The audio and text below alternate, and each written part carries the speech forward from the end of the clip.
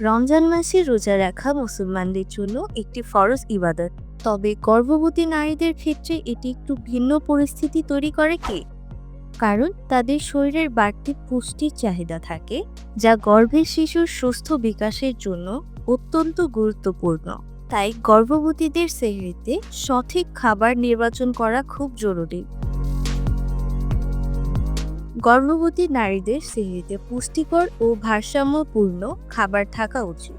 Protein সমৃদ্ধ খাবার যেমন ডিম, দুধ, দই, মুরগির মাংস বা মাছ শরীরের জন্য প্রয়োজনীয় শক্তি যোগাবে এবং গর্ভের শিশুর গঠনে সহায়ক হবে। জটিল কার্বোহাইড্রেট যেমন লাল আটার রুটি, ওটস, বাদামি চাল বা খেজুর শরীরের দীর্ঘক্ষণ শক্তি বজায় রাখতে সাহায্য করবে এবং হঠাৎ করে রক্তে শর্করার পরিমাণ কমে যাওয়ার ঝুঁকি কমাবে।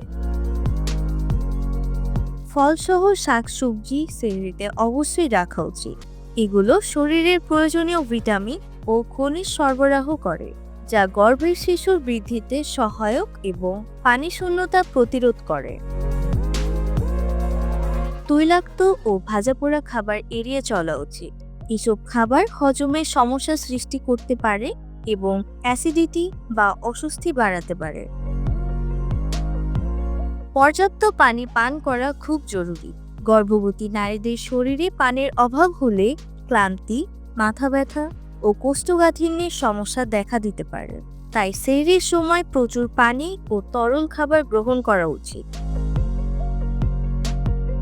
সবশেষে গর্ভবতী নারীরা রোজা রাখার আগে অবশ্যই চিকিৎসকের পরামর্শ নেবেন এবং নিজের শরীরের প্রতি খেয়াল রাখবেন। সুস্থ মা মানে সুস্থ সন্তান। তাই সেহরিতে সঠিক খাবার গ্রহণ করাই হবে বুদ্ধিমানের কাজ।